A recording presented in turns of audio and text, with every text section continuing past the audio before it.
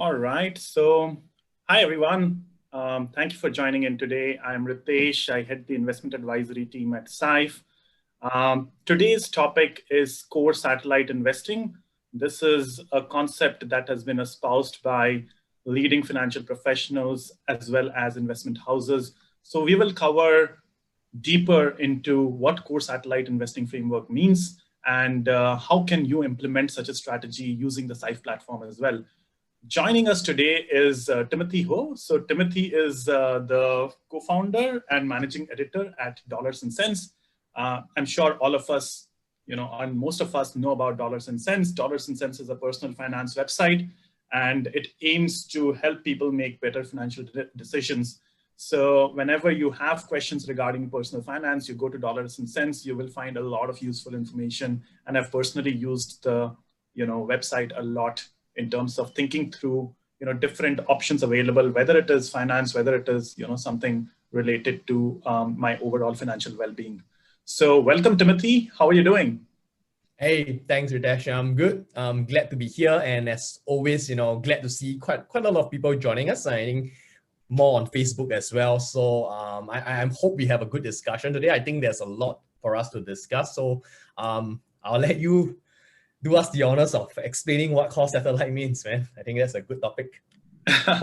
Absolutely. So yes, I mean, I'll definitely cover, what core satellite as a framework means, and then we can go a little bit more into details as to how to implement a core satellite strategy as well. But before doing that, I think it'll be good to sort of give a quick overview about Syfe to our viewers so that they have a good understanding of who we are, what we do, and then we can cover the topic in more details per se. How does that sound? Yeah, let's do that. All right, great. So, all right. So just a quick overview about Syfe. Syfe is a leading digital wealth manager headquartered in Singapore.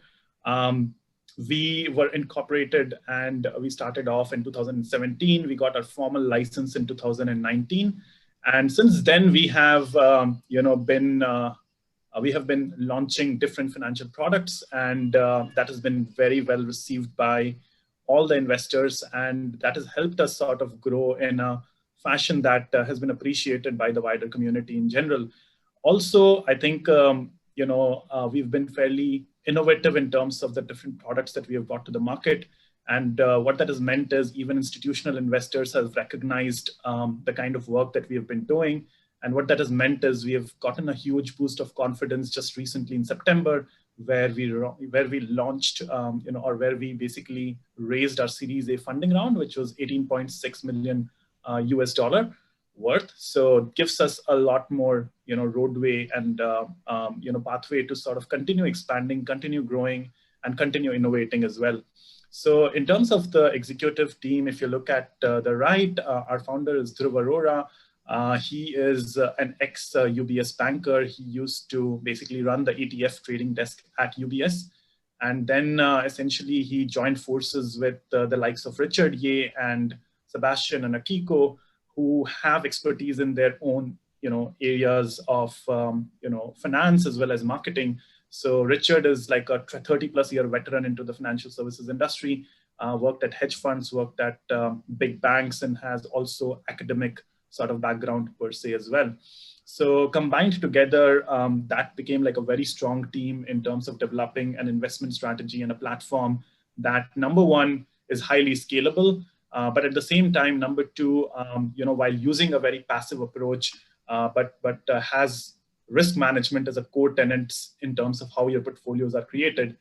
And then I joined in Syfe last year as well, as soon as we got our license. And I basically came in from a private banking background. So, one thing that stands apart for Syfe is also that we have a full-fledged, Syfe advisory team. What that can do is help you think through in terms of what investment strategies could be relevant for your needs. So overall, I think the idea is to be as holistic as possible. And we've been working really hard to be where we are today. I think this is very important in terms of what licenses and operations, Syfe has. Syfe has a retail fund management license from MAS. It is called a CMS license. it is actually one of the more tougher licenses to get from the local regulatory body in Singapore. There are very high and stringent requirements for you to be able to get this license. The difference between this license and just a traditional advisory license is that you can be much more creative in terms of how your portfolios and how your offerings are, sort of designed. And if you look at, again, going back to the team, the kind of expertise and knowledge base that we have, we can really design portfolios that best encompass, like, passive strategies, risk management, and at the same time, maximizing returns for clients. But again, like, if you just have an advisory license, it becomes a little tricky to, innovate and, come up with products that can incorporate these aspects per se as well. Another big advantage or, safety feature that you can associate with this license is that MAS puts very stringent requirements for any retail fund management licensee holder. What that means is all client assets are kept separate from Syfe's own balance sheet and assets.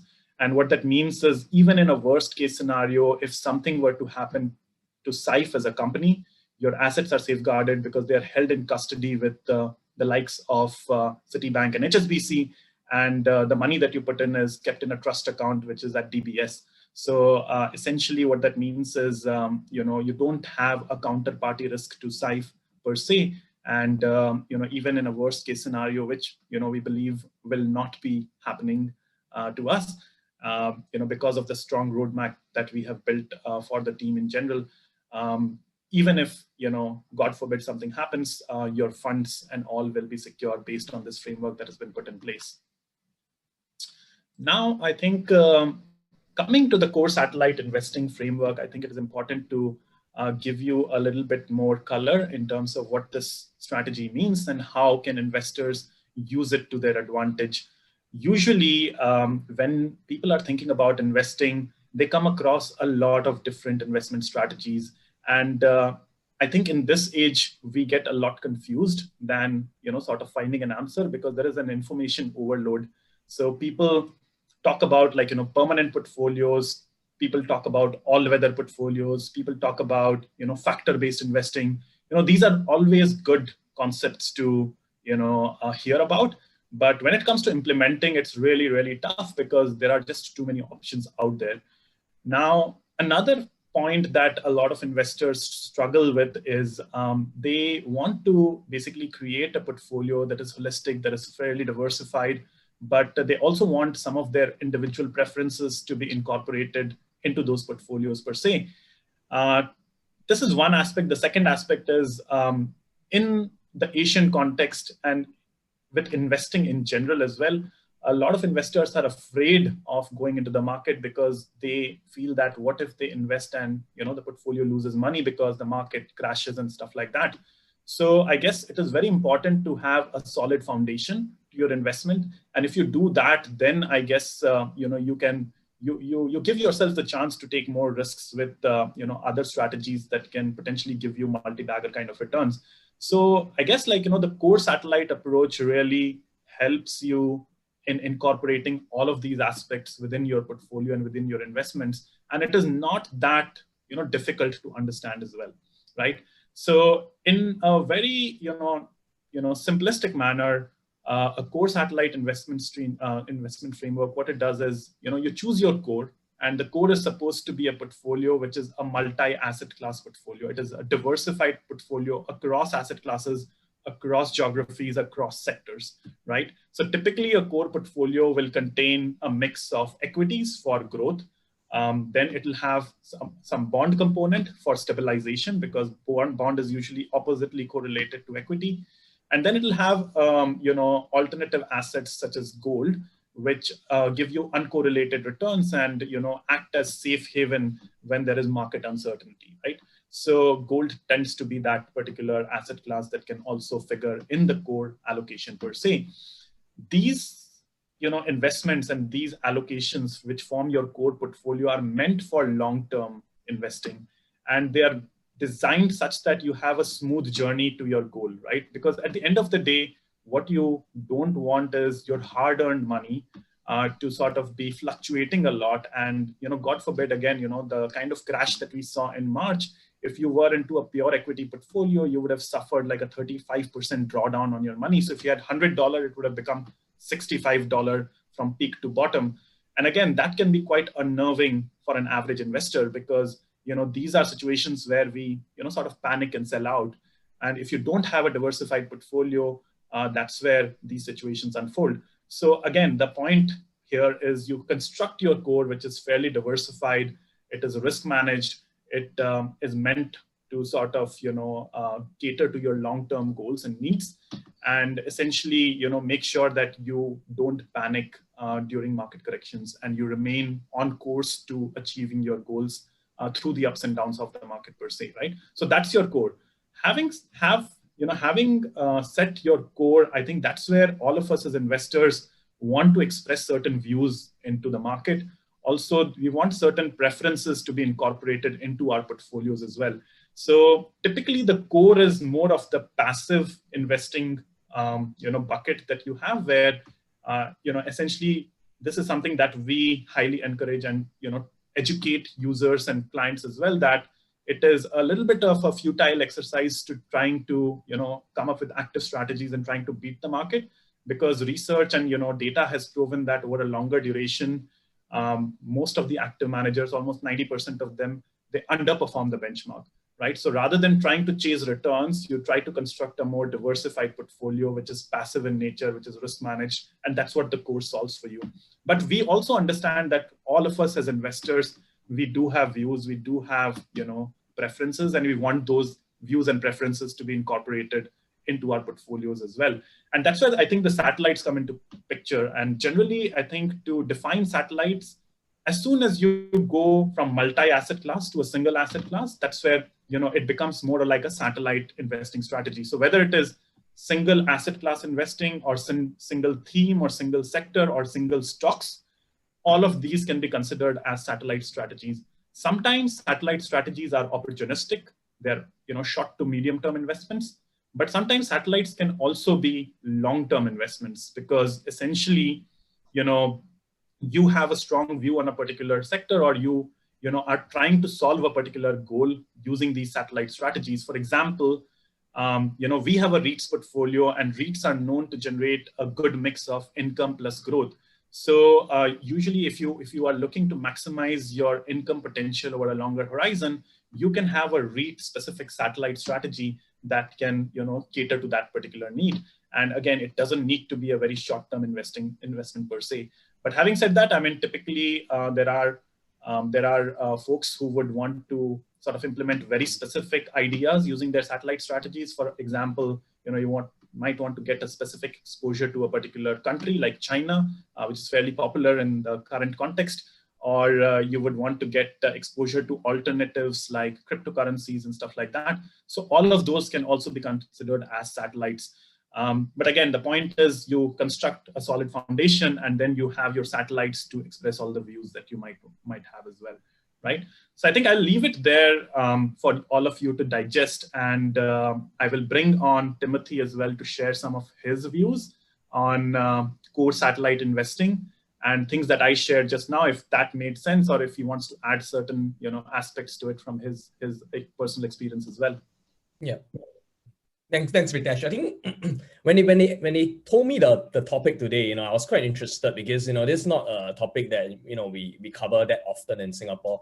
And I think Ritesh gave us a very good, nice technical and explanation just now. But I think for those of us, if you are like my age, early 30s and above, you would remember a time that it sounds technical, but you will remember a time where all you could invest in was stocks, individual stocks, right? So in the past, when you are my age or Ritesh age, or maybe a bit older, if you want to invest, you typically just think of specific stocks to invest, and that's kind of like the satellite investing that Ritesh is talking about. In the past, we kind of just invest in individual stocks, and that's not because we want to.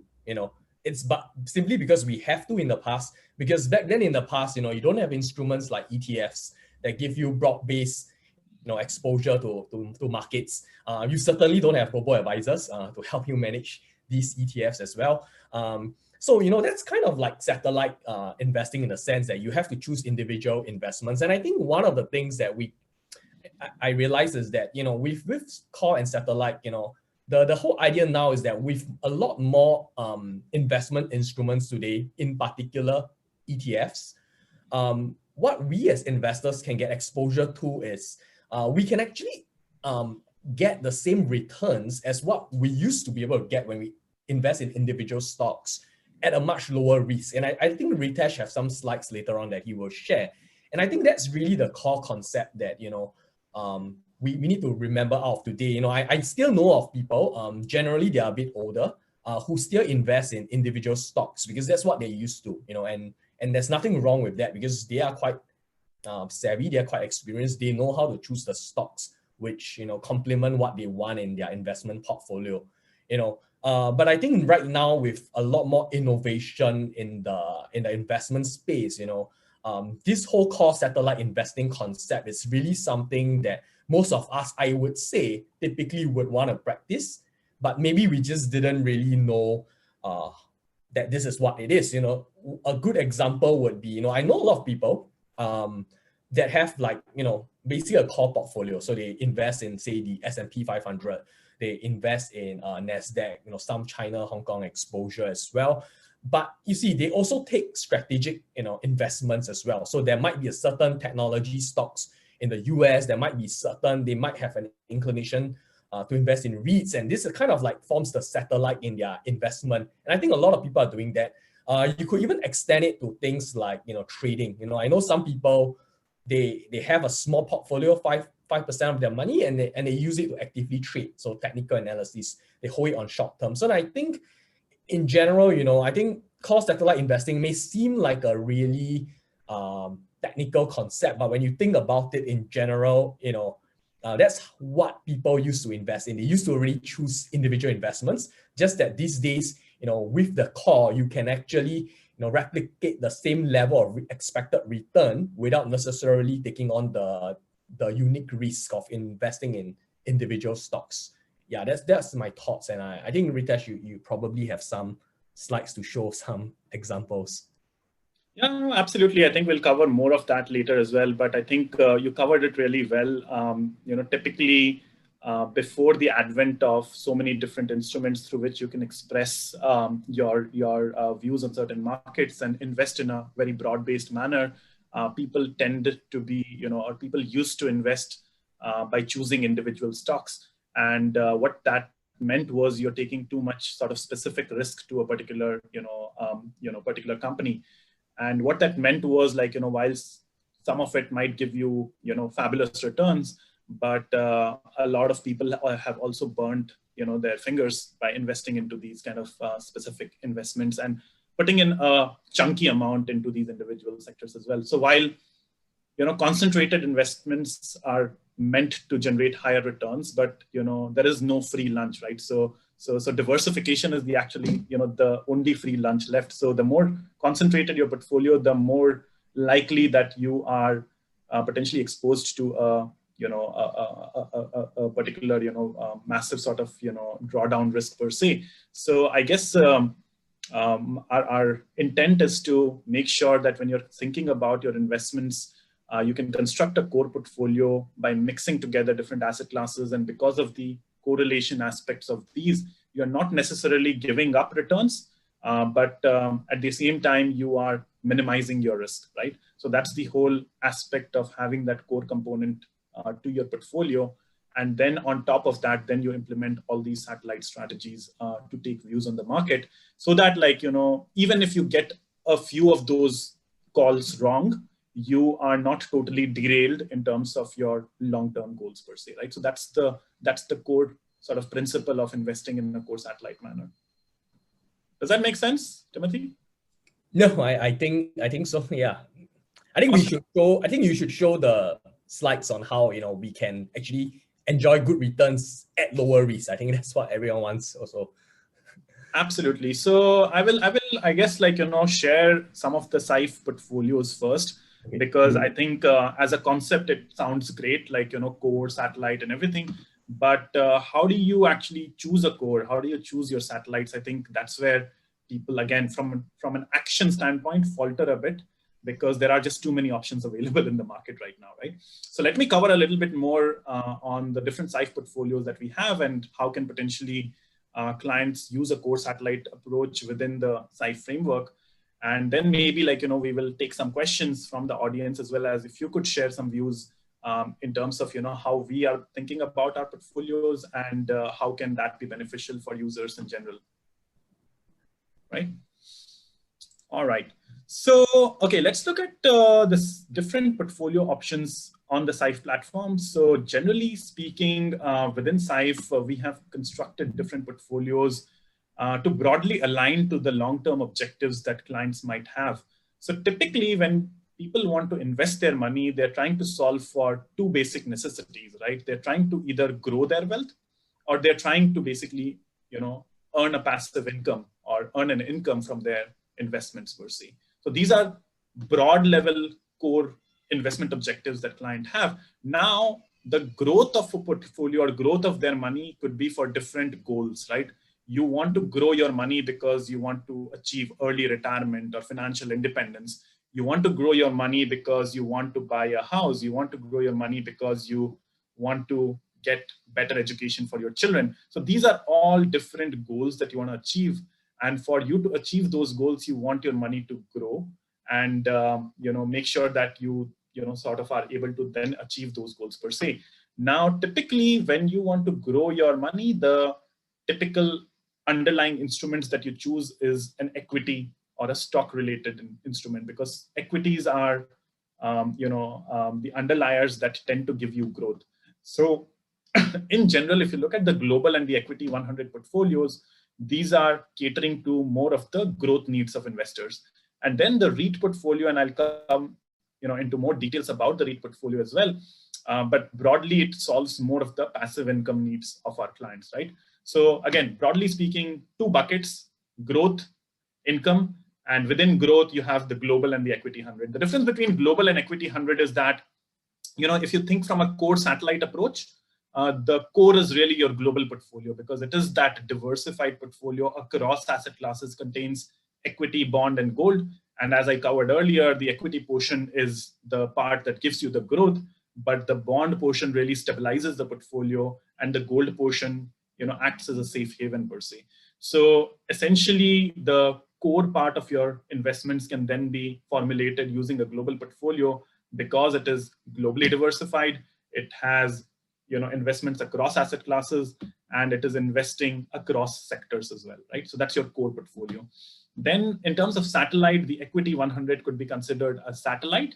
And again, it is a very growth-oriented strategy and a growth-oriented portfolio. But the difference between global and equity 100 is the equity 100 is a pure equity portfolio. It is a single asset class. It is meant to sort of deliver returns. So it is meant to sort of give you or maximize your return potential from your investments. So in a way, high risk, high return kind of a portfolio. And that's why we tend to categorize it as a satellite strategy. But again, we will come to it a little bit later, depending on what age profile you are, where you are in your sort of investment journey, what different goals you have. Even an equity 100 could be considered core to certain kind of investors, because it is also fairly diversified across 1,500 plus stocks. So from that perspective, it can also function as a core within our context per se. Now, coming to the last portfolio, the REITs portfolio actually is our most popular portfolio, and it is fairly unique for Syfe because we have built it in close partnership with the Singapore Stock Exchange. And essentially, the Singapore Stock Exchange has a very popular index, REIT index, which is called the IHS REIT Leaders Index. And we have sort of gotten the license to subscribe and track this index. What that means is if any investor wants to invest into this index right now, the only platform through which they can invest into it is through the Syfe platform. Again, why are REITs so popular? I think it is because of their potential income plus growth kind of a return profile and objective solving, objective that they can solve for.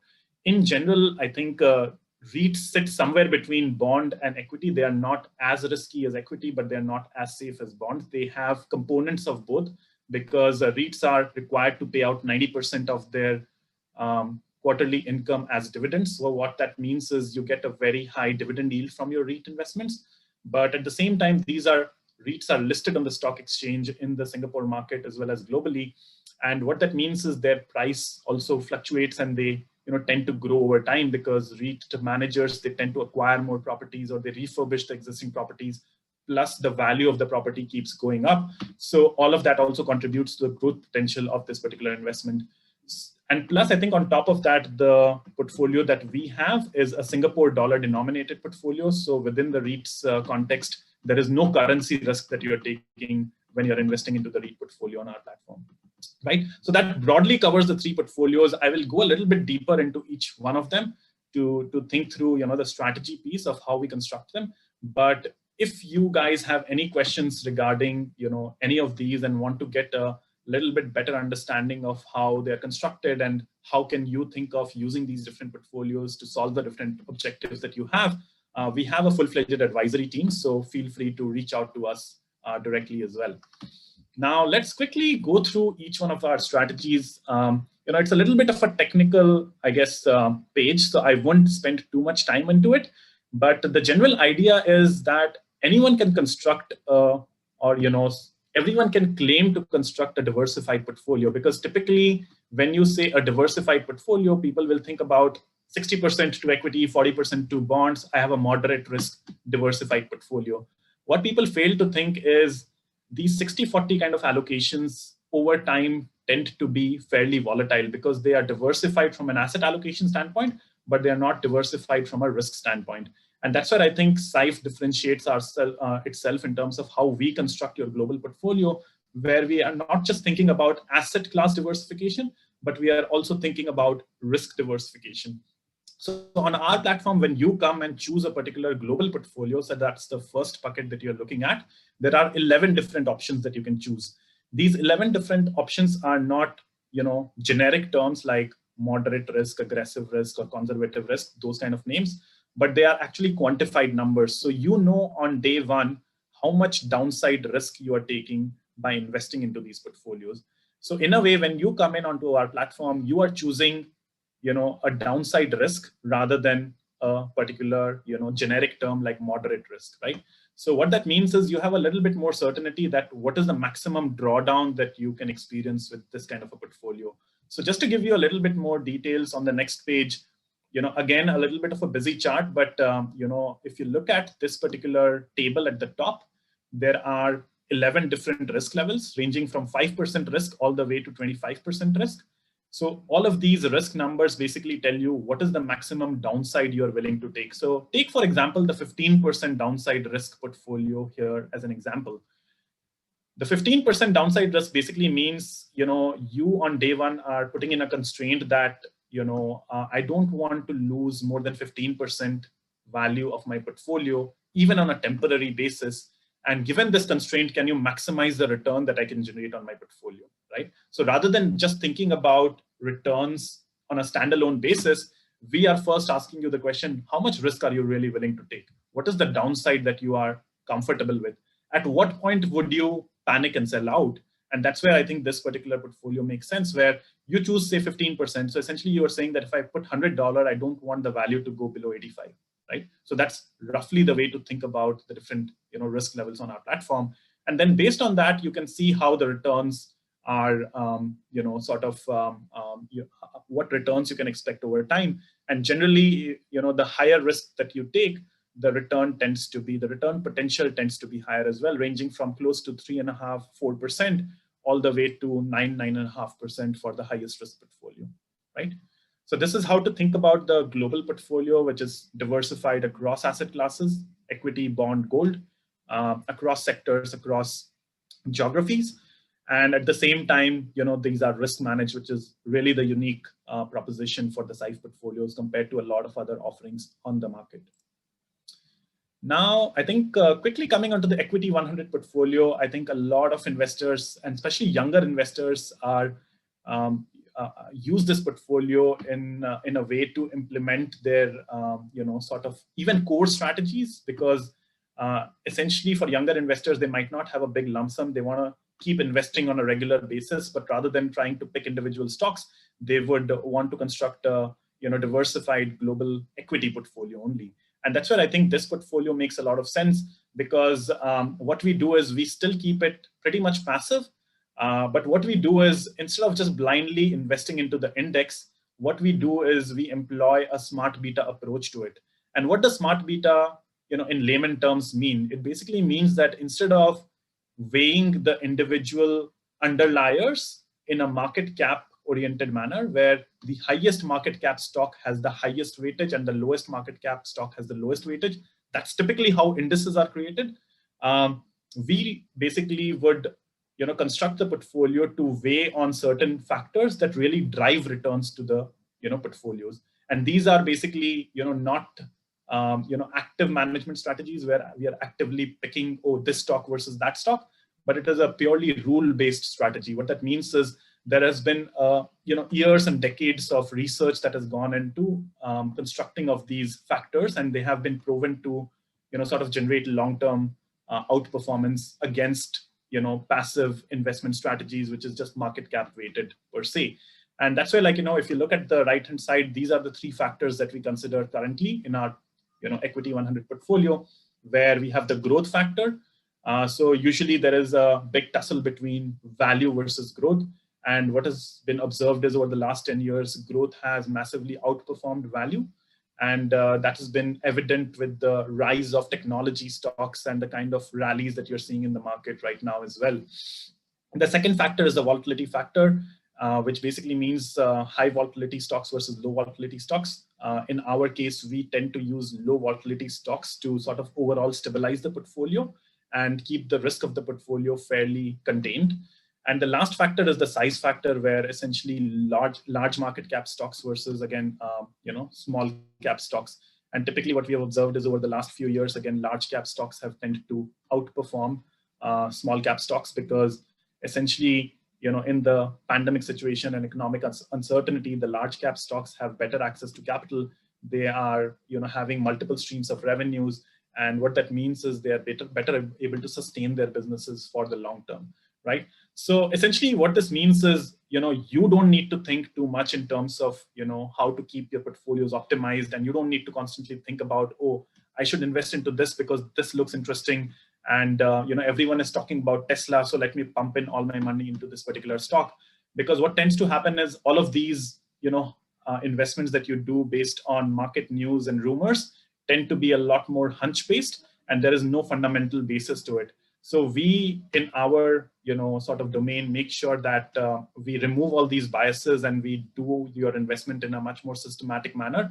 And what that means is, over a long term, you will see that you will generate better risk-adjusted return for your money, right? And that is basically what has been the case for the Equity 100 portfolio. If you look at the left. Can I just ask a question on the Equity 100 portfolio? Because I think I see some question and I think it's interesting to take note. Sure. If you don't mind going back to the previous slide. Yeah, so I just want to be clear. So what you are saying, and I just want to be clear for everyone who's watching this, is that the Equity 100, I mean, you guys are constructing a pure equity portfolio, but you are biased on these three factors, which is growth, volatility, and size. So you're in a way, deliberately identifying equities that fit into these factors. Am I correct on that?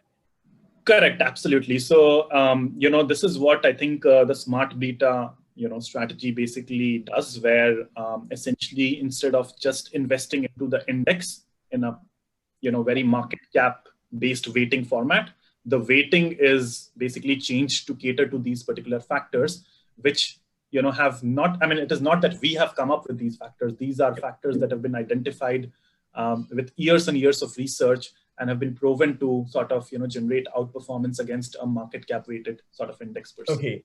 Okay, and I just want to be clear, like even with these three factors, because somebody is asking a really good question, I think. He's asking whether it's only ETF or stocks only. And if I'm not wrong, it is ETF, but these ETFs are exposed to, I think, 1,500 over stocks in the market. So it is ETF, but it's incredibly diversified. I mean, there are a lot of companies that you guys are investing into through this portfolio. Am I right?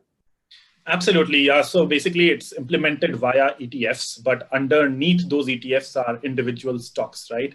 And how do we actually cater to these different factors? Like, if you look at, on the left-hand side, the asset allocation part of the table, you will, sort of recognize certain ETFs, right? Like if you look at QQQ, that is basically caters to the growth factor. Then you have individual sector-based ETFs like consumer staples, healthcare, utilities, technology, which basically cater to, more of the volatility minimization kind of factor per se. And then the global market on the left-hand side basically caters to keeping the portfolio diversified across the globe and, sort of focusing still on very large cap, components per se.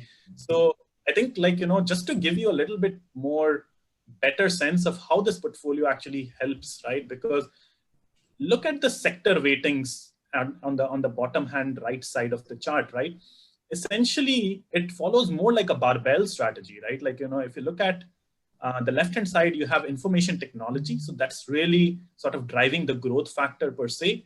But given that information technology could also be, volatile because it's a growth-oriented sort of part of your portfolio, what that means is, there could be bubbles, that can be formed because of your exposure to the technology names. So what is done is, when you have the volatility factor on the other side, it basically loads up onto certain sectors which are, known to be a little bit more stable. They're known to be, stable across market cycles, and they are more evergreen in nature, right? Like, so if you look at consumer staples, this is supposed to be a sector which is, across business cycles, they are not supposed to be affected that much. You look at, your healthcare, utilities, all of these are sectors which are, stabilizing your overall portfolio and sort of making sure that you're not overexposed to just like technology, which can also falter if they enter into a bubble territory and stuff like that per se, right? So it really, all of these factor-based considerations really, come to the fore and showcase itself in terms of when you drill down into the allocation and the sector weightings, it just shows up as well. Nice, thanks. I think you got your next slide. You're showing us the returns. Yeah, let's see. Yeah, so I think it is not just empty talk is what I was trying to come to. What we have seen is we have tested our results going back 15 years. And what has come out is this particular strategy is really, helping clients to outperform a market cap oriented benchmark, whether you look at S&P 500, which is just US centric, or if you compare with a broad-based, MSCI World kind of an index, you see massive outperformance with respect to the equity 100 portfolio compared to these benchmarks. And I think more importantly, as I said earlier, this extra return is generated not by taking extra risk, but actually the standard deviation of our portfolio is actually much, much lower compared to these other benchmarks. So what that means is on a risk-adjusted basis, you're generating much, much better return, right? And that's what shows up a little bit into the Sharpe ratio, standpoint, which is basically, your return over standard deviation per se.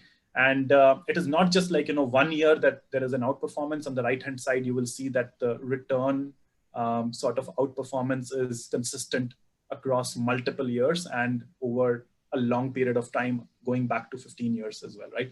So it takes into account the 2008 crisis, takes into account this year's sort of market downturn. And even after accounting for that, like year to date, this portfolio is up like 18%. And again, like, S&P 500 has also done really well, 14% up. But you've gotten a little bit of a kicker in terms of your return profile, mostly because we have these factor considerations that, has a little bit of a tilt towards technology. But at the same time, it's not heavily overweight technology. What that means is, your overall risk has been fairly contained per se as well. Right? Yeah. Does that make sense, Timothy? I think one thing I just want to add to what Ritesh is saying is that I think let's not ignore the fact that it's a pure equity play. So you should, if you are, I saw a question about someone who is like, in his 20s is asking whether he should invest in equity 100 only. And I think the answer to that is that it's a pure equity play, right? So, look at 2008, look at 2018, you should expect to see years where, you see basically a significant drop in the portfolio value. But obviously the trade-off is that during bull markets, the returns are great as well. So that's the trade-off you're taking. I think that's why, you know, this probably would fit into the satellite portion of your investment portfolio. And I think, you know, I think we shouldn't ignore the fact that it's a pure equity performance driven portfolio. So there's no bonds in it. Yeah, that's my take. Yeah, no, absolutely. I think great point. And, you know, to your, you know, just to add on to what you said, basically look at 2008, you know, all the three portfolios, whether it is S&P 500 or MSCI World, everything lost money. And even the equity 100 went down by 30%. So what that means is this portfolio doesn't have the same kind of risk management that you would associate with a globally diversified portfolio and a cross asset class portfolio, which has bond and gold to sort of contain the downside. So if you had more of our global portfolios and you plotted the same kind of performance trends per se, what you will observe is the downside risk of those portfolios are much, much contained. But again, like, you know, the upside is also contained to a certain extent from that standpoint, right? So it really depends on your own risk capacity and your investment horizon. If you are someone who is not going to panic and sell just because the market corrected 30%, you know, you can look at, you know, even the equity 100 as, you know, potentially a long-term investment, and you can continue to grow it, you know, without, you know, sort of worrying about the short-term implications per se. So that is there, but not everyone has that kind of a profile, and most of the investors will, you know, will be very, very worried if their portfolios drop by 30+%. So that's where I think it fits more like a satellite.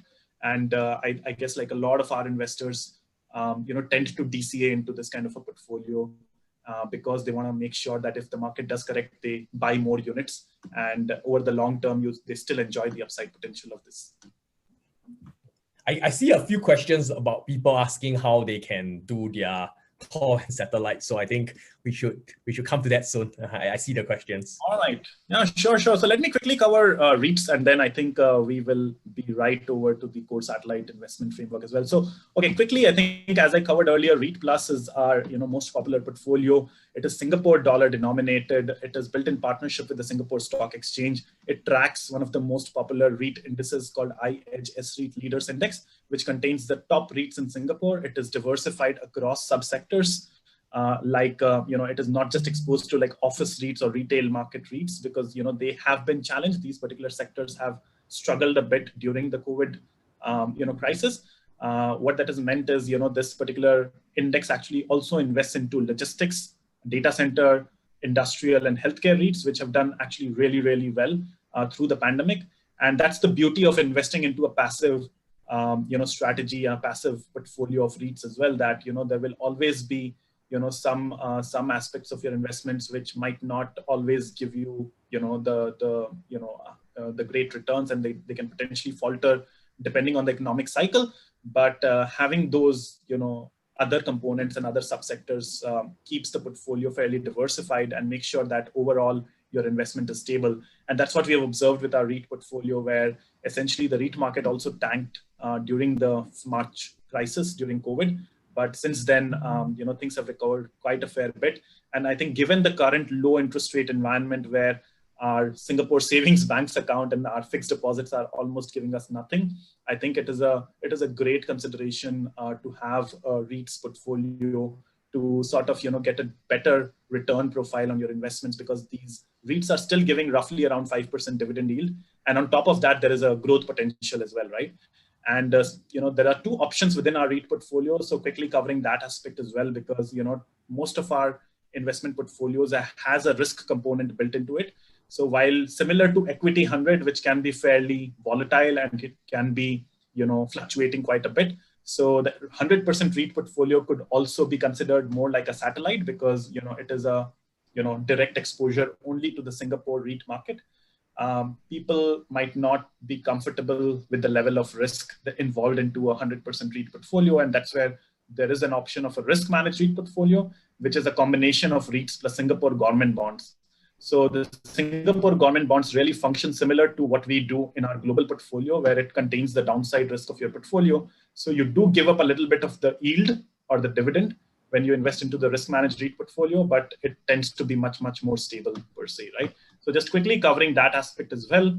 If you look at these two portfolios, look at the graph at the top, I think that gives you some sense. The golden line is basically the risk managed REIT portfolio, and the blue line is the 100% REIT portfolio. During the March crash, the blue line fall, is much, much higher compared to the golden line. But like subsequently, the blue line has, gone up much more. But the fact that the yellow line or the golden line fell by a much smaller percentage, it has remained fairly stable. And right now, for a year-to-date perspective, the 100% REIT portfolio is a little bit negative, but the risk-managed REIT portfolio has generated a positive return, right? Mm-hmm. But the other aspect is like, if you're trying to maximize your dividend yield, then the 100% REIT portfolio will give you, I think these numbers are 2019 numbers. Right now, I'll assume that the 100% REIT portfolio might give you roughly between 4.5 to 5% dividend yield, and the risk managed REIT portfolio will roughly give you around 3.5% dividend yield. So you sacrifice a little bit of your dividend potential by investing into the risk managed REIT portfolio, but you keep your investment a little bit more safer and stable using that, right? So different options available for different, kind of investors and your risk appetite per se as well. All right, so I guess let's go into core satellite investing framework, and let's cover this case study, right? I think this is what will be very, very interesting in terms of how can investors use some of the Syfe portfolios to construct their own core satellite, investing, sort of portfolio, and essentially cater to most of the needs that you might have and most of the preferences that you might want to incorporate when you are thinking about creating, your foundational portfolio, but also incorporating some of your own investment preferences per se, right? So, Timothy, do you want me to go into it directly, or did you have some comments before that as well? I mean, I think you should share a little bit about why you guys construct this sample portfolio, because I think I think it's something that people are asking. How do we use the Syfe portfolios to actually create a core plus satellite framework? Sure, absolutely. So I think let's cover it again from the very basics, right? So ultimately, we as investors are investing because we want to solve certain objectives and we want to solve certain goals in our lives, right? Certain financial goals. So the broad level goals typically tend to be, say, retirement or financial independence. So that tends to be a core goal that a lot of investors have. And then you have other goals, which could be like children's education, buying your own house, whether it is first house, second house, or a holiday home, can vary depending on, where you are. And then you want to incorporate certain, investment preferences such that, you don't feel lost in terms of, opportunities that you see in the market. So those tend to be like, you want exposure to growth and technology names and innovation-based companies, because you believe, that's where most of the sort of growth is going to come, and that's where you are potentially going to make multi-bagger kind of returns per se. So that tends to be satellite sort of investment framework that you would want to implement as well. On top of that, you might have very specific requirements, right? Like, you want to generate, say, X amount of passive income after you reach a certain age, right? So that is really solving a satellite or solving a need that you have, say, 10 years down the line, but it's a very specific need. You want to solve for a passive income need. So you want to generate, say, $1,000 a month 10 years from now. How do you solve for it? That's where I think a REIT strategy can come into play, where essentially you sort of focus on income and income generating assets, and that becomes your satellite strategy per se. So broad level, I think, again, you're trying to sort of, again, solve your broad level objectives, which are, long-term in nature.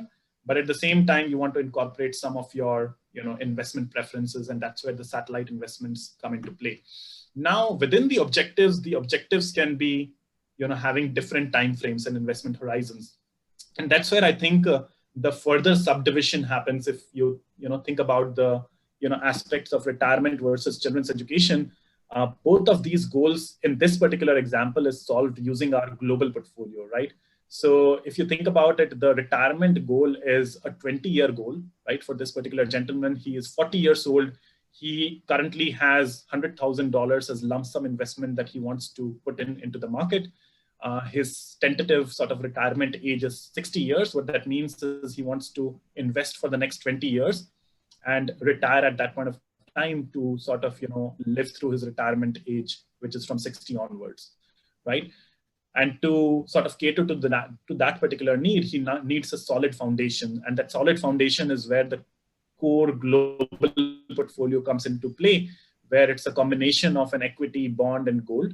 And if you look at the risk level, it's a little bit higher risk because, again, it's a balanced portfolio, but he's willing to take a higher drawdown risk because it is a 20-year time horizon. Versus if you look at the second particular goal, which is children's education, it is a little bit shorter time horizon. The children's education needs to be catered to for 12 years time frame. What that means is that instead of taking a much higher risk of 21% downside, the investor is choosing a little bit lower risk to make sure that again for that lower time horizon, he doesn't get disturbed and he doesn't get derailed in terms of achieving that goal per se. So he's again willing to let go a little bit of the upside with the hope that there is a little bit more surety in terms of reaching that goal in that time frame that he's thinking about, right? So that's what the children's education part does for you. Now, then there is another goal of buying a holiday home or buying a house in Singapore, right? Like, this is typically valid for a lot of our, younger investors who are trying to buy their own house maybe in 5 to 10 years time. Now, that house needs to be bought in Singapore dollar. And typically, if it is a 5-year goal, you don't want to invest into a very high risk investment, because what if, you invest for 4 years into a high risk investment and suddenly a COVID crisis happens and 30% of, the portfolio gets wiped off. That is something that you would not want with a 5-year investment horizon. And that's where it needs to be, sort of cater to that particular need. You want to minimize your currency risk for that kind of an investment framework, because you want to buy your house in Singapore dollars. So you don't want to take too much, foreign currency risk. And number two, you don't want to invest into a very high risk sort of portfolio because, it's a 5-year investment horizon. And you want, again, a little bit more surety that, you will be able to achieve that goal of paying the down payment for your house per se.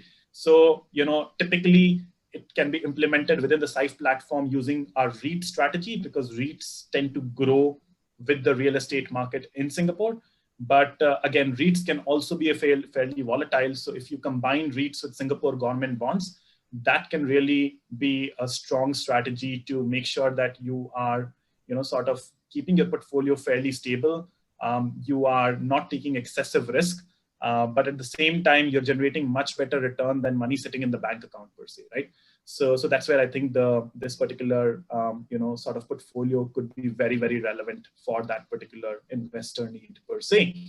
Now, coming back to the retirement need, which is 20 years down the line, this particular investor also wants to incorporate certain preferences, right? And one of those preferences is focus or a tilt towards growth-oriented companies.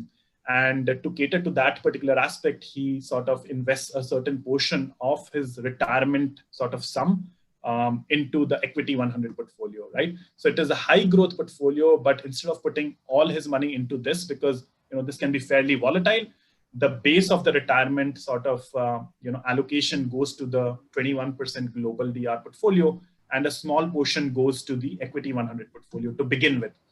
And then secondary goal is also to generate a regular passive income at the 20-year mark. So that can be, again, implemented using the 100% REIT portfolio, because, again, this is investing for the 20-year duration. So what that means is the short-term fluctuations associated with the REIT portfolio can be absorbed, because you can contribute regularly to the satellite portfolio and let it grow over time to basically achieve that goal of generating, say, $1,000 a month passive income at the 20-year mark, right? So that is how I think it becomes a little bit much better for you to incorporate these aspects into your portfolio using the different Syfe strategies, and essentially cater to all the different needs that you might have as well, right? So I'll pause there a bit and take a few viewpoints from Timothy. Also, I'm sure there are a lot of questions that people might have. I just want to start with a question first before I give my viewpoint. And I think it's, I've seen it twice already, some people asking it. And I just want to understand, I mean, this is obviously a sample portfolio, but how would an individual investors, because we are all at home, we are all at different life stages, different age, how we if we want to construct a core plus satellite portfolio, using Scythe, how do we determine it for ourselves? Is there a way, or do we talk to one of your advisors? Yeah, absolutely. So actually, in terms of the framework, a very simple thing would be to, sort of at least start off with, whatever money that you have by allocating across all the portfolios, right? So that would be a good starting point. But I think when you get to a more serious investment, journey where you want to project all your returns, say 5-year, 10-year, 15-year down the line, depending on the different goals that you have, you really need to have a more detailed conversation in terms of what those exact needs and goals are. And what that means is there needs to be a little bit more information that we need to collect in terms of thinking through what is the right strategy for your particular specific situation. So in general, we highly encourage our clients to talk to our wealth advisors and wealth experts to think through what would be the right way to sort of allocate to these different portfolios. And that helps our clients to then construct a portfolio that really caters to all these needs per se. We will also be thinking about building a tool that can generate these model portfolios for our clients. So we will be working on something like that in the near future as well. But for now, it is very easy for anyone to schedule a call with our wealth experts. So please do go online onto our website. There is an advisory tab.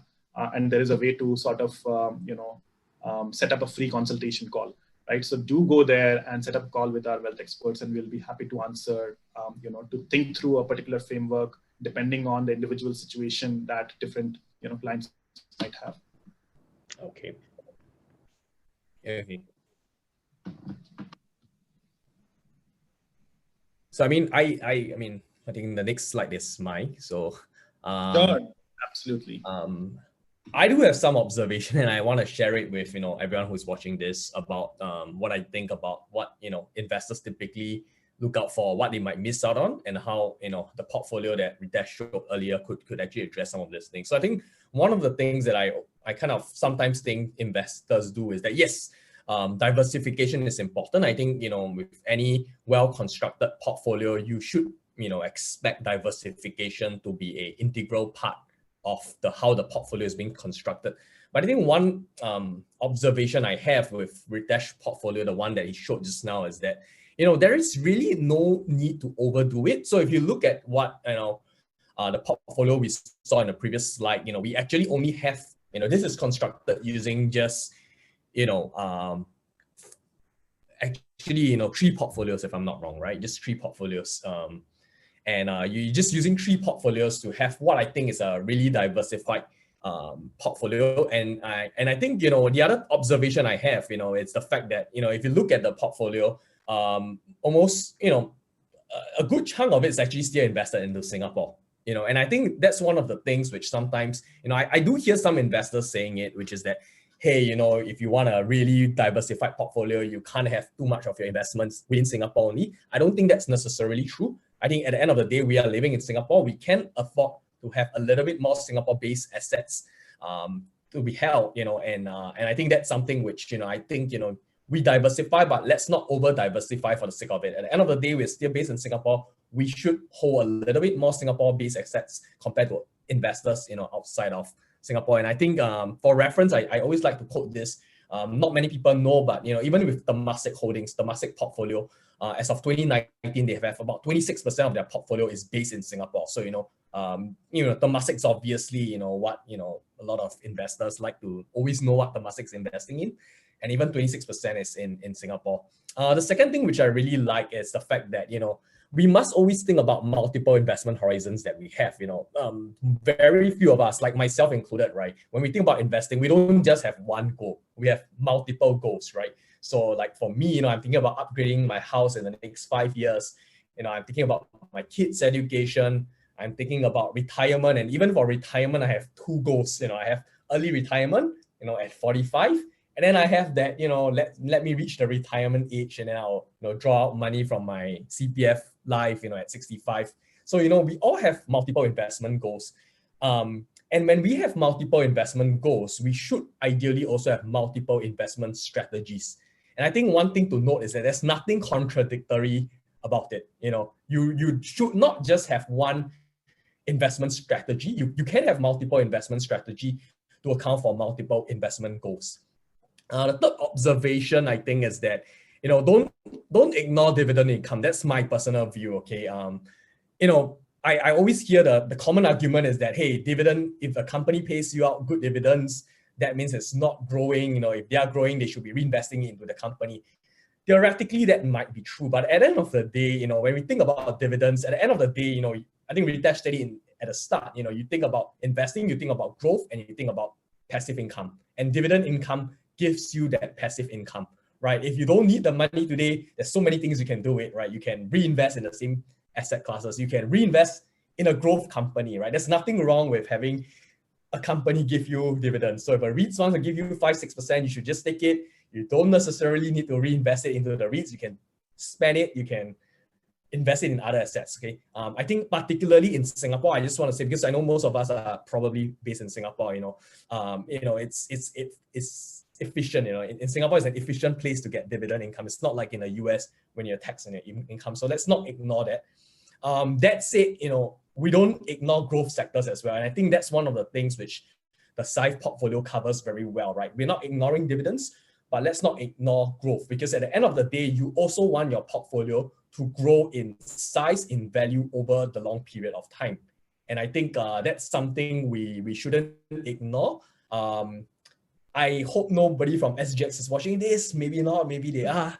But I think that's why it's also important to look outside of Singapore sometimes, right? Because if you want growth in your portfolio, you got to look across the world. You can't just be restricted to Singapore investments, because the truth of the matter is Singapore has grown very, very well since our independence. But, projecting it in the next 20, 30 years, that may or may not be true. We are a developed nations.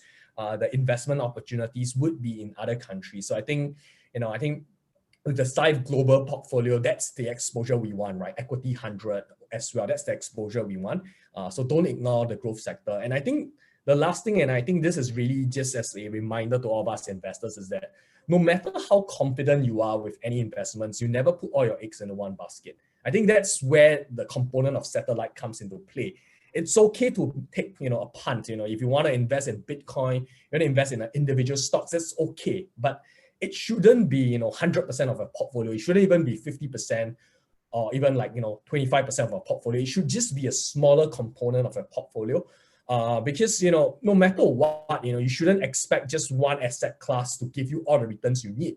You should expect it from all the investments you make. Every time you invest into something, you should expect a return. You don't put all your eggs into one basket. And I think just to sum it up, the portfolio that, Ritesh showed in the earlier slide, it really accounts for a lot of these things we should think about as investors, whether it's diversification, whether it's, growth income, growth stories, dividend income, as well as, the various investment time horizons we have, your kids, your retirement, your upgrading of your property. So I'm not saying that you have to replicate this. I don't think, this is for everyone anyway, but I think what I'm trying to say is that when you look at your investment portfolio, think about these things. Don't be fixated on just, growth. Don't be fixated on just dividend income. Think broadly, think holistically. The portfolios in there, they are all already well managed. And the global portfolios, they do have their own risk management factors into play. I know the REITs Plus definitely have, because if you look at if you have that, REITs Plus, not the 100% one, the one that's ARI, it's managed in terms of risk. So it's the individual portfolio already has its own, risk management framework. But even then, as a portfolio allocation, you can afford to look at all these various attributes. Yeah. So this is my thoughts, Ritesh. I'm not sure if you have anything to add. I think very well covered, Timothy. Thanks for all those inputs. And as you said, I think, you've covered it really well. We as Singaporeans do want exposure in local currency terms. So I think, certain factors to consider why you should have certain Singapore-based investments is, when you invest on a global basis, you do take currency risk. And in the current, I think, last few months, especially, one thing that we have observed is there has been a huge depreciation of USD against Singapore dollar.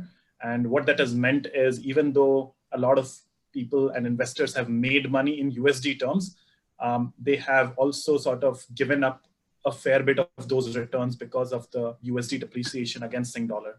But having said that, like, overall, if you're looking at more growth-oriented investments, even accounting for that, currency impact that you might experience, the growth that you can sort of achieve by investing into global companies, far outweigh the currency risks that you take. So I think you need to, again, take into account all these sort of competing factors when you are investing and solving for different needs. And that's why when we thought of constructing our REITs portfolio, we were really, really particular that this REITs portfolio needs to be in Singapore dollar terms. You are solving for the income need for a particular client. That income need cannot have too much, currency risk, because if it has too much currency risk, it will remove certain certainty in terms of how much dividend can I expect from this particular portfolio, right? So all of those are very important factors. There might be tax implications and stuff like that as well. So we've really, make sure that when we are covering and we are, creating these portfolios, we have thought about these aspects in a fairly deep manner. And that's why when you are thinking about the global portfolio and equity 100 portfolio, there is not much Singapore exposure because, as Timothy also mentioned, over a longer horizon, most of the growth you will see outside of Singapore. We are a very stable economy. We will, continue to be very, very strong. But when you're looking to grow and you want to achieve greater returns, you need to look beyond Singapore and diversify outside as well, right? So all of those, I think you covered it very, very well, in terms of, solving for all of these different goals, solving for all of these different needs that clients have, but having all of these other considerations into play, because, they do have an impact in terms of, how your experience would be when you actually invest into them. Yeah, sure. I just want to ask a question because I see it twice as well from people asking. And I think one of the questions is being asked when, an investor doesn't have that much money, because, maybe $1,000 is just a few $1,000s. How can they, is it economically viable to construct, such a diversified core plus satellite portfolio? And I just want to answer first, and then you chip in if I'm wrong. I think if I'm not wrong, what Scythe does is that it doesn't matter which portfolio you invest into, right? So let's say I got $2,000 and I choose, 30% of each of these three investment portfolios that Syfe have. I think the management fee is the same, right? Correct me if I'm wrong. Absolutely, and there is like no minimum. So each portfolio you can put in, instead of, you can just change this number from 100,000 to 1,000 and it will still work. Yeah. Right? So that definitely works. But at the same time, I think there are certain strategies, and again, I'm not talking about each and every individual here to be following this strategy, but there have been few folks who tend to become a little bit more sort of sophisticated in terms of how they apply these different core satellite investment frameworks. And a couple of things that I have observed, for example, is they will, from a lump sum standpoint, if you think from a financial planning standpoint as well, right? You typically have lump sum investment because you have over years of working, you have accumulated certain savings, and that is beyond the emergency funds that you need. So now, whether that is 100,000 or whether that is 20,000 or 2,000, it can vary, but each one of us would have certain savings beyond our emergency funds. So that is what needs to go in as a lump sum investment. And you can think of this as a framework when you're thinking of that investing that lump sum amount of money. Then the second aspect that you need to solve for is basically your monthly income and monthly savings, because each one of us have, or most of us, are working professionals. So we earn on a monthly basis and we save on a monthly basis. And typically it is advised that you save at least 20% of your monthly income. And what that means is this 20% then, again, instead of going back to your bank account earning nothing, this should actually really be invested into the market to really grow your wealth as well.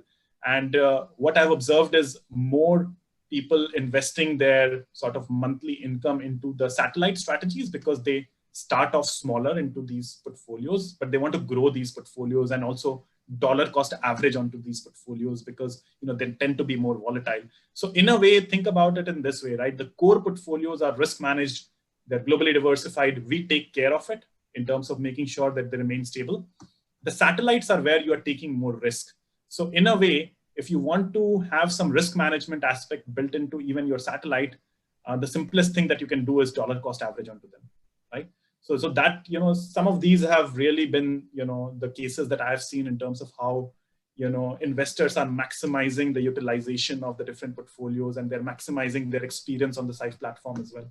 Okay, and Ritesh, and I see this question again. Good question, I think also, because I have the same question, which is that, let's say we have a core plus satellite investment portfolio based on what Syfe offers, and let's say, let's hypothetically speaking, 80% global ARI and 20% REIT plus, right? So obviously, the REIT plus, the portfolio will fluctuate in value, and let's say we're doing a dollar cost averaging. Do we how do we rebalance it to our original allocation? So do I put a little bit more into REITs if it goes from 20% of my portfolio to say 15%, or do we do it once a year, or how do we do it, or can Syfe do it for us?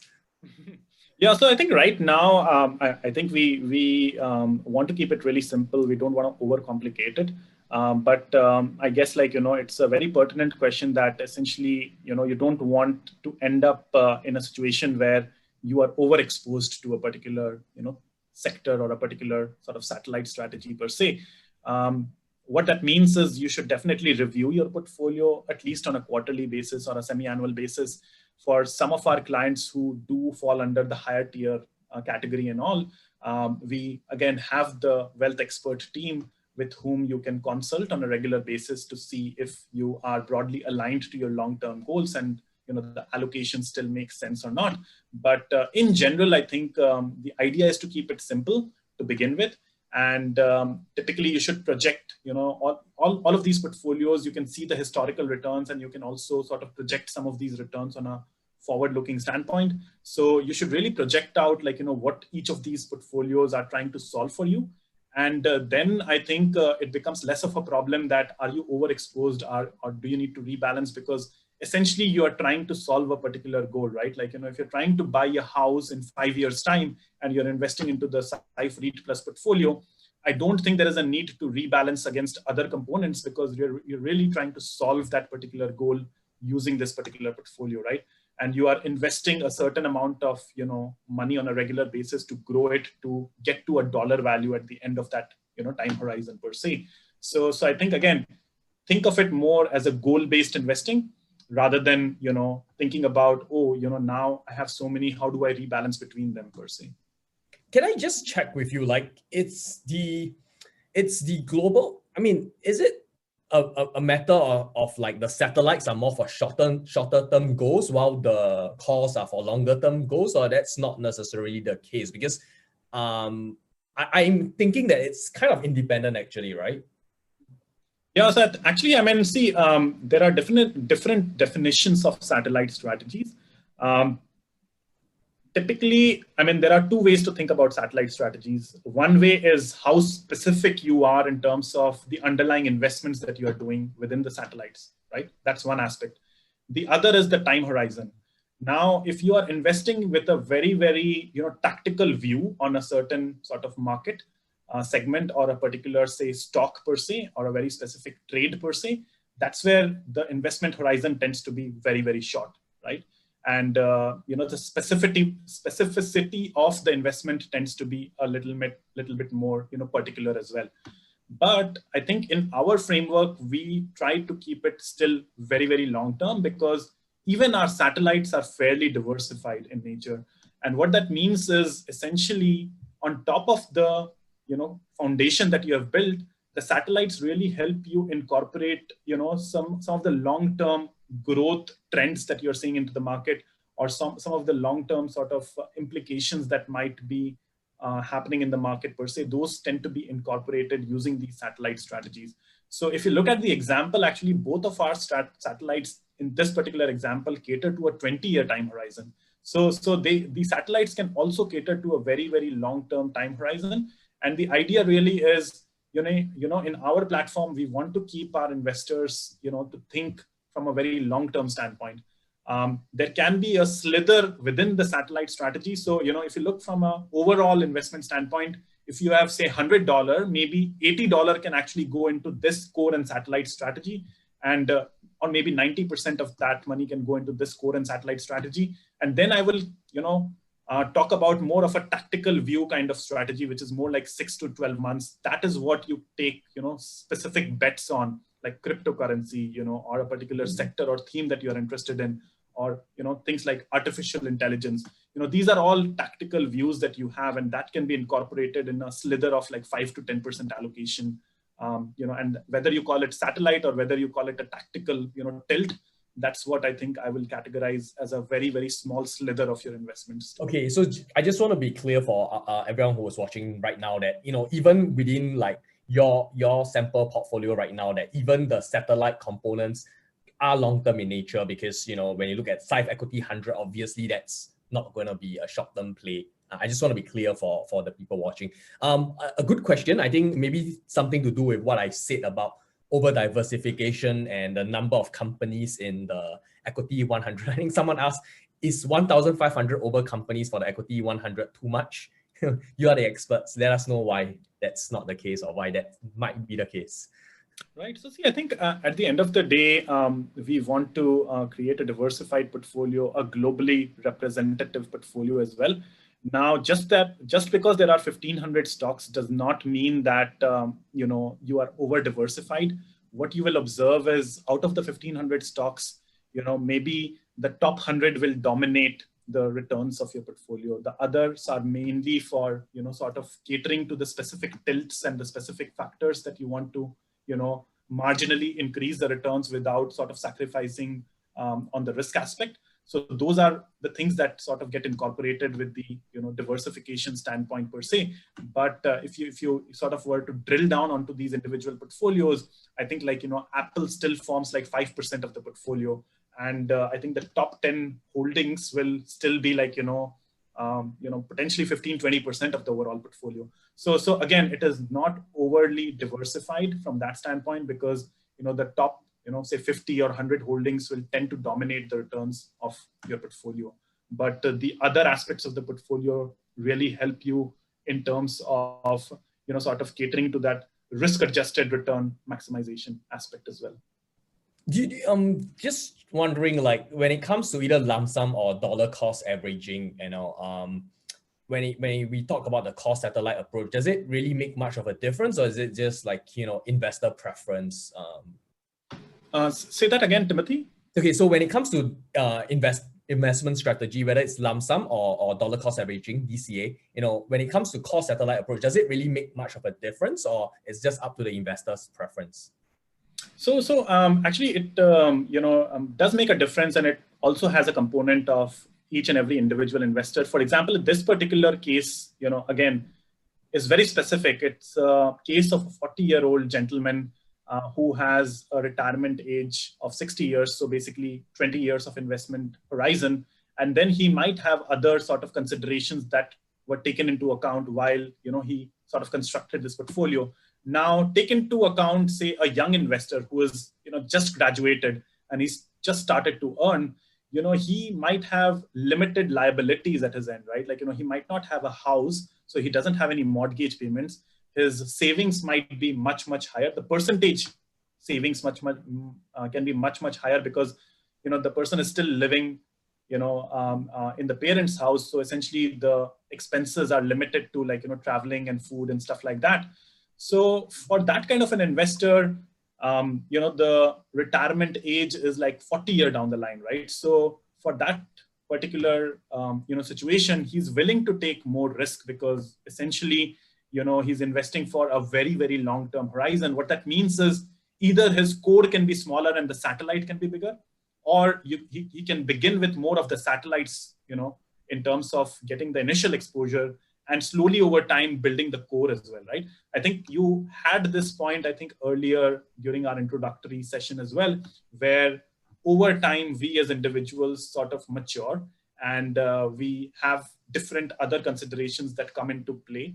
And because of that, we tend to first like start off with maybe specific investments to begin with, but over time we find value in terms of why diversification helps, why we need to have multiple sources of income and stuff like that. And that's what I think happens, that over time, as you achieve, or you come up with different stages of your life, you should have a consideration of building up a solid core as well.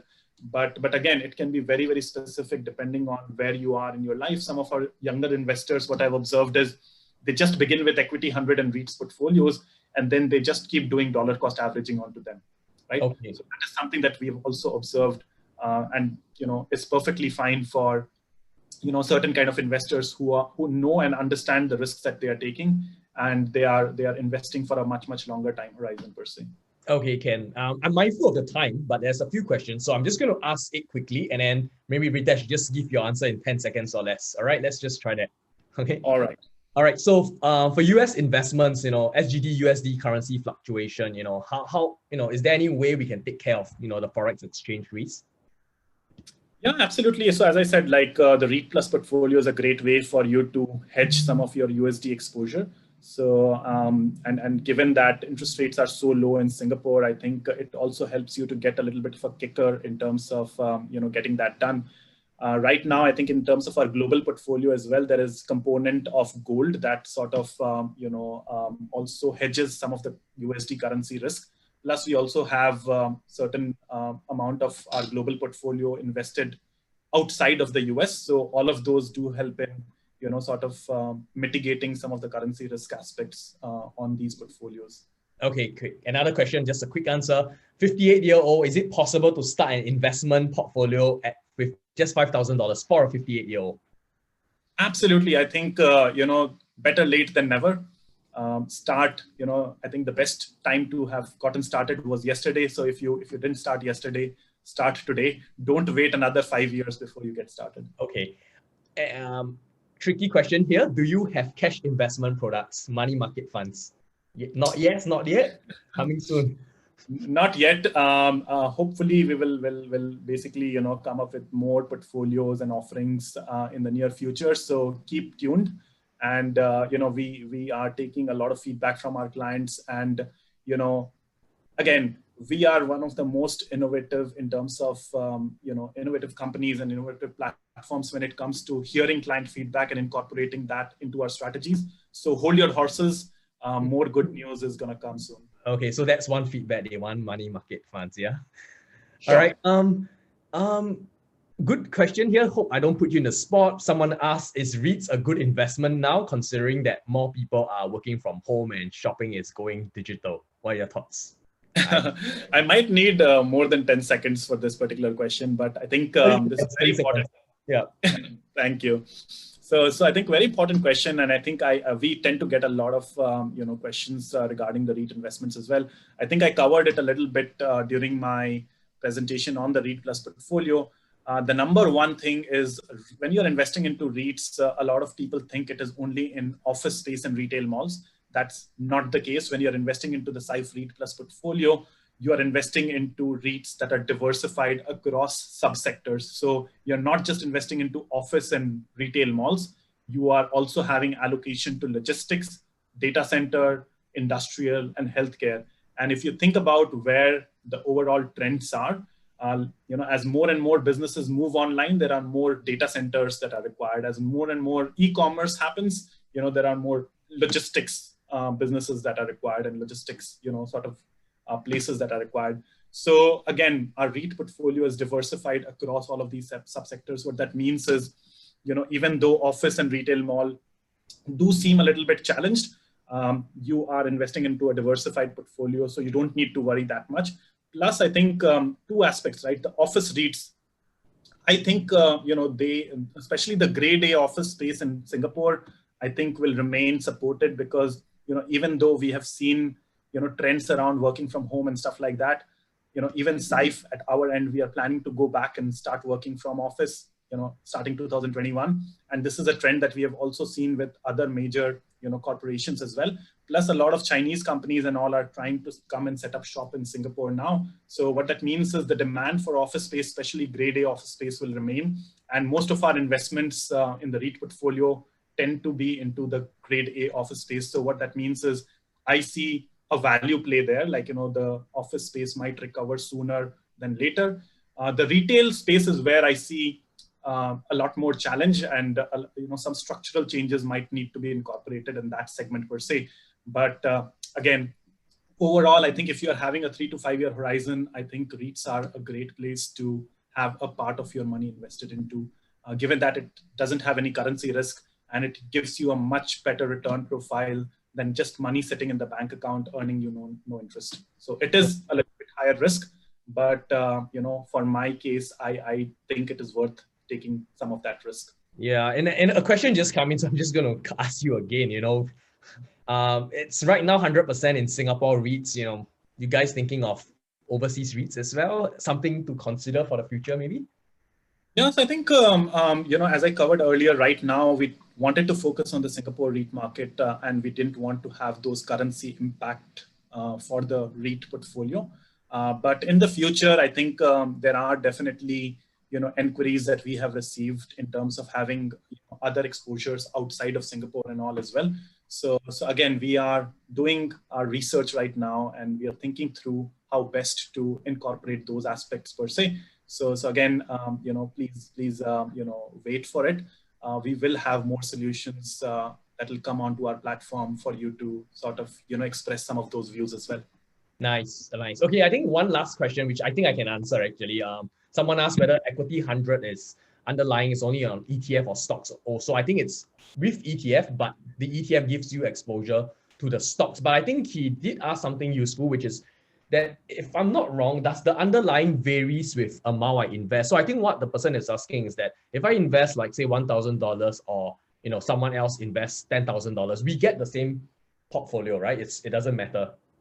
Absolutely, you get the exact same portfolio. So that is like the power of technology and the power of working with a Syfe kind of a platform. Because whether you've got $100, $1,000 or $1 million, we've built a very scalable system that depending on clients across the wealth spectrum, you can easily access these products without thinking and without sort of worrying about is there a minimum amount, or is there a lock-in, or is there some holding period and stuff like that. Okay, one last final question just came in. I'm just going to answer this and then we will call it at night. REITs, it's relatively less volatile. Let me just try this, put my answer like, can you guys see it? I'm not too sure. Okay, REITs is relatively less volatile than stocks. Is it advisable to put our emergency funds into REIT Plus? I'm just going to say, I don't think so. I think you want your emergency funds to be there when you need it, which is in an emergency. So you obviously want to retain the value. I guess you would agree with me, Ritesh? No, absolutely. I definitely agree that, it is not meant, REITs portfolios definitely are not as risky as equity portfolios, but they tend to be still volatile enough. And emergency funds are meant for emergency, right? Like, if you need certain money for an emergency purpose, you don't want to be in a situation where, you need $100, but you only have $90, right? Yep. Just because the market is, correcting. So again, all of these portfolios are meant for longer term. If you have a little bit like, longer duration, not like emergency funds, but like, again, 3 to 5 year horizon or 2 year, 3 year horizon, potentially risk managed REIT portfolio could be relevant. But again, it still depends on situation to situation and what problem you're trying to solve. So again, would be good for you to like speak to one of our wealth experts and get more color around it as well. All right, nice. Thanks, Ritesh, for the time. I think like most of the people, quite a lot of them stay on all the way till 8:30. So I think we will call it a night, shall we? It's Thursday, so we got to get ready for the weekends. Ritesh, thanks again for answering all those questions we have. And yeah, I guess for those of you who are considering your Scythe portfolios now, you got a little bit more to think about. There is a promo code, so why not get it? Get a little bit of a promo code and give us your feedback as well. I think the Scythe team would love to hear from you. And of course, on behalf of Dollars&Sense, thank you for joining us as well. I think it's been a pleasure for me as well, just seeing some of the questions and hearing Ritesh points. I think I learned a lot. And continue visiting us at Dollars&Sense. Look at Syfe, if you're considering some of the investment portfolio. And Ritesh, any last words? Thank you so much, Timothy. It was a pleasure, hosting this session along with you. Dollars&Sense have been great partners to Syfe, so we look forward to working with you guys in the coming future. I think you're doing a great service in terms of educating everyone, and you are very, very unbiased in terms of your opinions, and you've created a platform where people can share in a very transparent manner their experiences and all as well. So we love that aspect, and we will continue. I think, like as I said earlier, we at Syfe sort of heavily believe in taking customer feedback and improving our platform. We might not be perfect on day one, but please feel free to share feedback with us, and we will make sure that we will keep improving as we move forward. Okay, Ken, record a day. Thank you, guys. Thank you everyone. Have a good night. Thanks, Timothy.